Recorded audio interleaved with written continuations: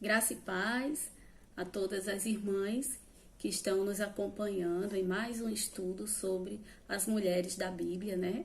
Você se inscreve aqui no canal da Igreja de Cristo em Jardim Planalto e acompanha aqui junto com a gente mais um estudo sobre Esther. Agora nós vamos falar sobre Esther, essa jovem que já é bastante conhecida sua história, que se tornou rainha, mas antes de tudo, Esther era uma mulher que era intercessora, como todas as outras irmãs, né? Que intercedem por uma causa que precisa da intervenção divina, pela sua família, algum problema no trabalho, né? Tantos motivos que fazem com que a gente interceda. E Esther, né? Ela tem seu nome no significado hebraico de Radassa, e Radassa significa flor de murta. Mas acontece que o povo judeu foi levado cativo, né? O Império Persa conquistou aquela região e muitos judeus estavam ali sob o domínio, né, do Império Persa. E muitos adotavam nomes na língua, né? Na língua persa. E o nome de Esther, justamente, Esther é de origem persa e significa estrela. E nós vamos passar assim um pincelzinho, dar uma pincelada, resumir um pouco sobre a vida de Esther, né? Antes dela tornar-se a rainha tão conhecida. Esther, ela perde seu pai, perde sua mãe, se torna uma garota órfã e é acolhida pelo seu primo Mardoqueu, que passou a cuidar dela como se fosse sua própria filha, né? Adotou-a. E eles pertenciam à tribo de Benjamim. Então, ela cresceu, né, ali sob os cuidados do seu primo e de uma hora para outra acontece que Esther vai e se torna a rainha deste império tão grande, né? Era um império que conseguiu conquistar muitas nações, muitos outros reis, né? Lá na antiguidade, há muito tempo atrás, né? E o rei, né? O grande imperador, era o rei. Em algumas traduções nós temos como rei Xerxes.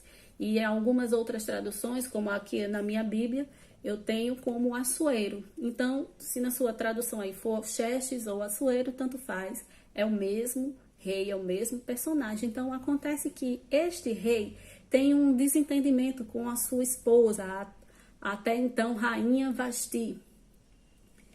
E tem um desentendimento com ela e acontece que ele vai destituir ela do cargo de rainha do Império Persa. E ouvindo os conselhos, né, as sugestões de seus conselheiros reais, ele convoca todas as moças belas e virgens para serem levadas ao palácio, pois ele escolheria ali, então, uma nova rainha, né?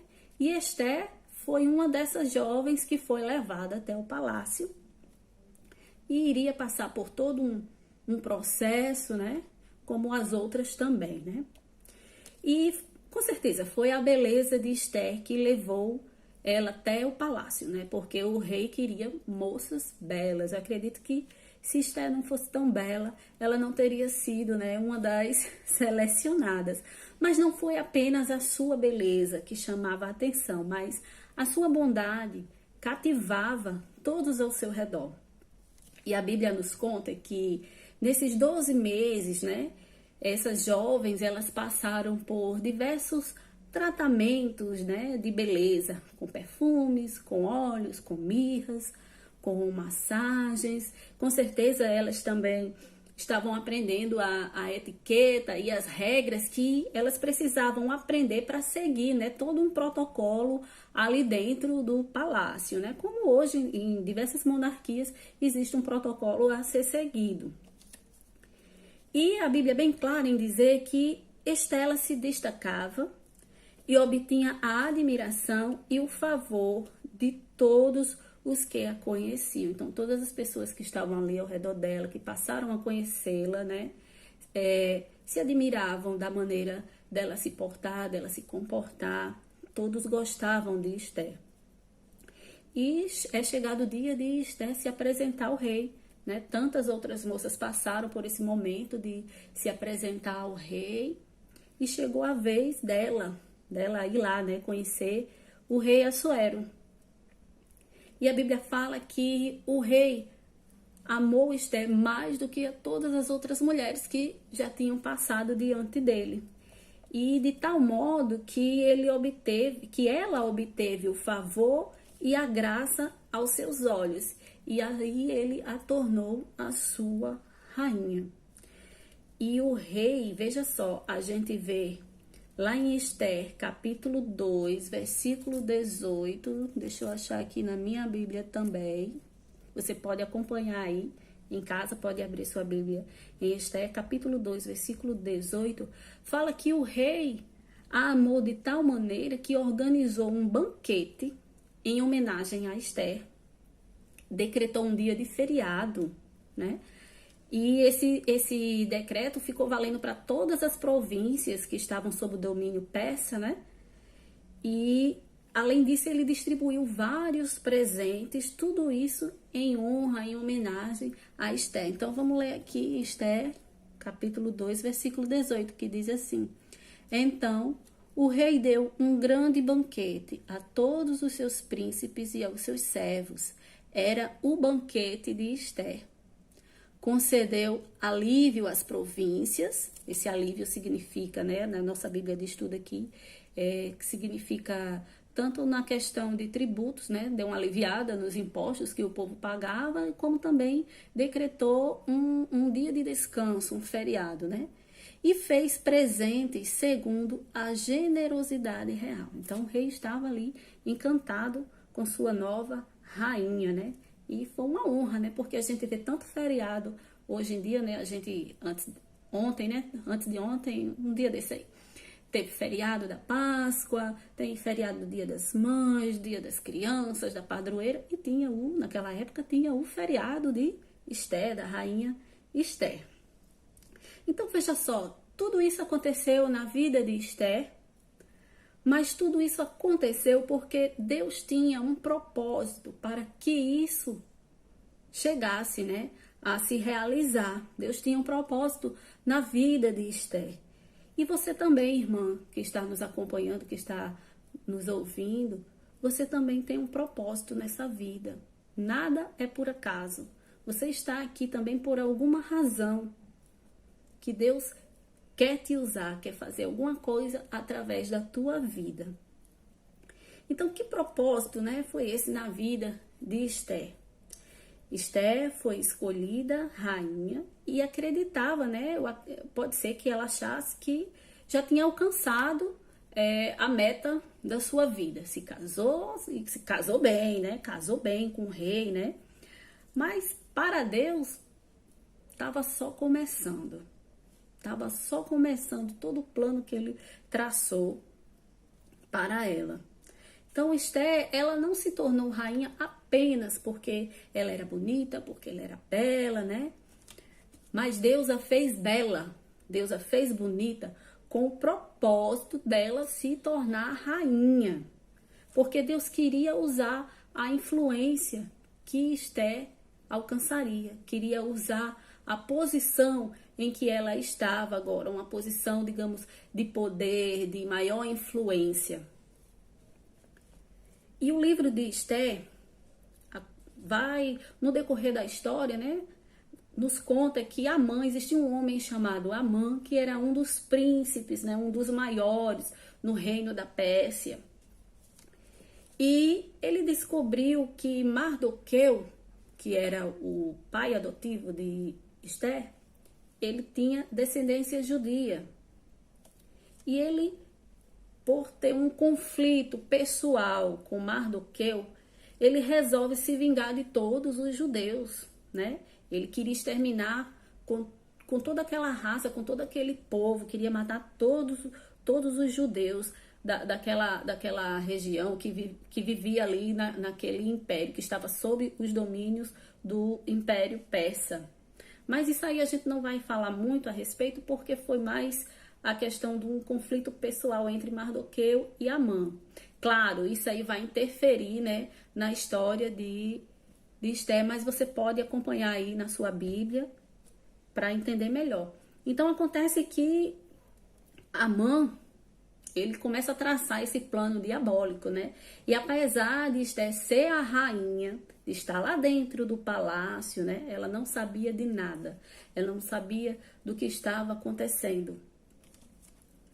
E Amã começou a organizar esse massacre e todo esse plano chegou aos ouvidos de Mardoqueu. E Mardoqueu fica sabendo do ocorrido e corre lá na porta lá do palácio e pede para conversar, para falar com Esther. E pede que ela use a sua posição de rainha, a sua posição de esposa do rei, para falar com Assuero e interceder pelo povo judeu, né? Para ver se conseguia mudar toda essa situação, né? Mas aí acontece que Esther olha assim ao seu redor e só vê o que está à sua frente, ao invés de se tocar e perceber o propósito que Deus tinha na vida dela. A gente estudando aqui, a gente vê que Esther ela entra num lugar muito perigoso, onde muitos de nós gostamos de estar. Mas que lugar é esse, Ciclélia? É um lugar chamado zona de conforto. Eu gosto de estar, você gosta de estar, provavelmente. Tantas outras pessoas gostam de estar nesse lugarzinho, quietinho no seu canto, né? Ela podia, eu imagino que Esther podia pensar até assim: ora, eu já me casei, já estou bem encaminhada, casei com o rei, me tornei rainha, tenho tudo que quero, tenho privilégios, vivo bem, vivo no palácio, tenho servas. Eu não vou me preocupar, Mardoqueu, eu não vou me preocupar com essas coisas, não. Eu não vou arrumar problema para mim, nem com meu marido, né? Popularmente, quem sabe, né? Ela disse: eu não vou arrumar sarna para me coçar. E era muito fácil, né? Ficar ali quietinha no seu canto, muito cômodo, muito seguro, esconder a sua origem, né? Que foi até um pedido do próprio Mardoqueu quando ela foi levada ao palácio, que não dissesse quais é a sua origem, de que povo era ela, né? Então era muito mais simples ignorar o problema, né?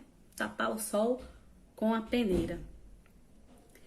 E uma das características, gente, das pessoas que estão nessa zona de conforto é a constante utilização de desculpa, né? A gente, quando tá nessa zona de conforto, a gente arruma desculpa para tudo. Eu não vou porque isso, eu não posso fazer por causa daquilo. A gente sempre arruma uma desculpa. E com a obra de Deus, com as coisas do Senhor, é da mesma maneira. Quando a gente se encontra na zona de conforto, né? A gente sempre arruma uma desculpinha para escapar de atividades, de eventos que vão exigir um pouco mais de esforço, um pouco mais de dedicação da nossa parte, né? E eu acredito que com Esther também não foi diferente, porque ela era um ser humano igual a mim, igual a você, igual a todos nós, né?